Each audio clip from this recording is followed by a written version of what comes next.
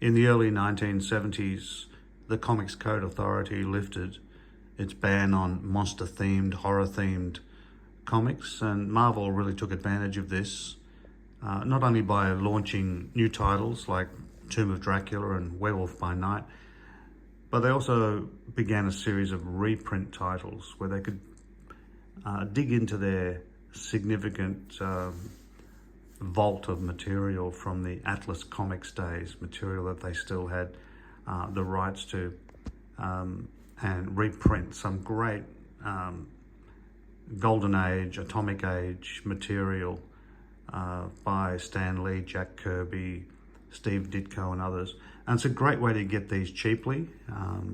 Mind you, these early 70s reprint issues, like Where Monsters Dwell, which was just one of several similar titles of reprints, these are also increasing in value and getting harder to get at a reasonable price. So recently I picked up two issues, issue number 7 and issue number 10, both from 1971. And the stories are admittedly a bit sameish in these monster comics. Rombu, the very name made mankind tremble. And then in issue 10, You Cannot Defy Gigantus. The plots were very similar in a lot of respects, but boy, they were a lot of fun. This issue is a nice clean copy.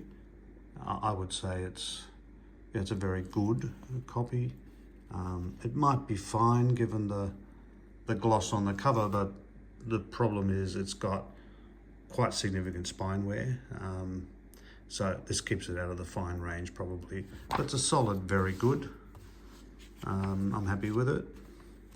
And you've got Jack Kirby's inimitable style in the Rombu story. Of course, there was always the good old mighty Marvel checklist where the eager kid could tick off all the issues and see where they got that month's titles.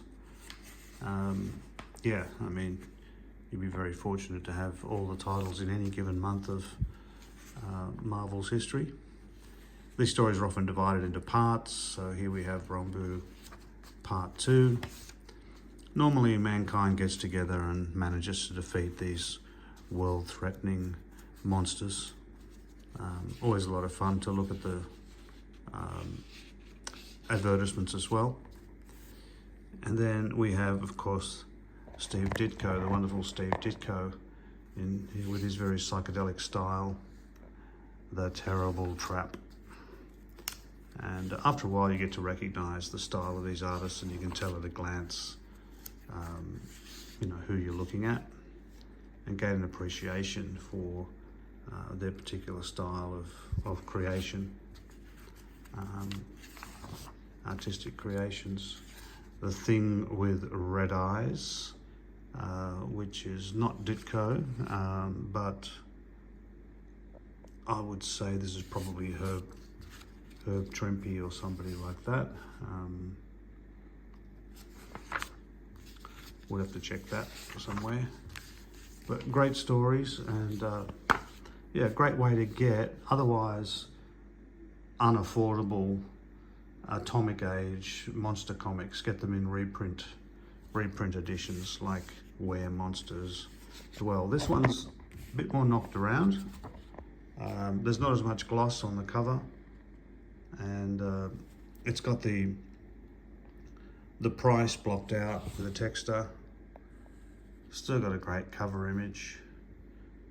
It's readable, except that this one, as we'll see, has missing center pages, which was a big surprise, and I raised it with the seller, so we're negotiating around that.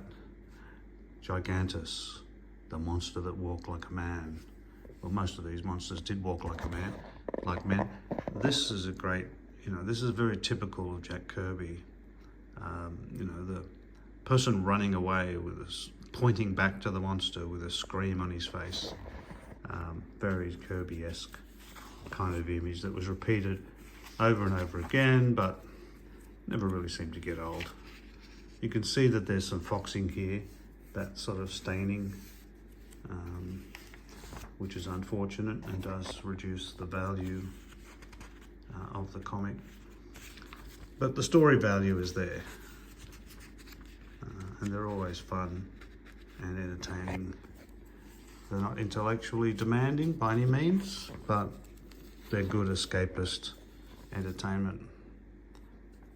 So here we have Stan Lee and Steve Ditko, The Frogman.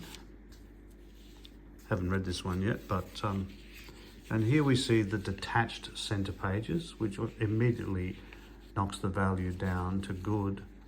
But the bigger problem here is that the center pages are actually missing. So the last part of this story and the first part of this story are gone altogether. So yeah, that's a surprise. You don't expect to see that. When you pay what I paid for this, it's probably an oversight on the part of the seller, like an honest mistake. Sellers don't always thumb through every issue before they sell them, but they probably should, to see if there are missing pages. But as soon as there are missing story pages, the value of the comic really does plummet. So this is in poor condition, quite poor condition, and makes it much less desirable as a collectible. So I'm not sure what I'll do about this. I mean, he'll probably offer me a refund or a return, but I don't know. I'll probably just keep it. So here is Dinner Time on Demos with Larry Lieber doing the artwork, and Larry Lieber, of course, was Stan Lee's brother.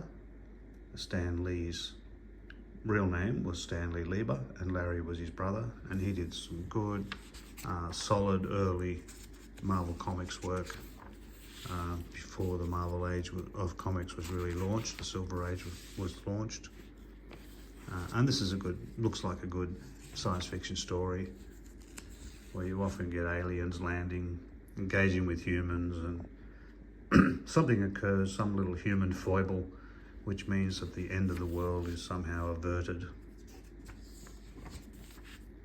So you can see quite a lot of dirt on this cover. So even if the pages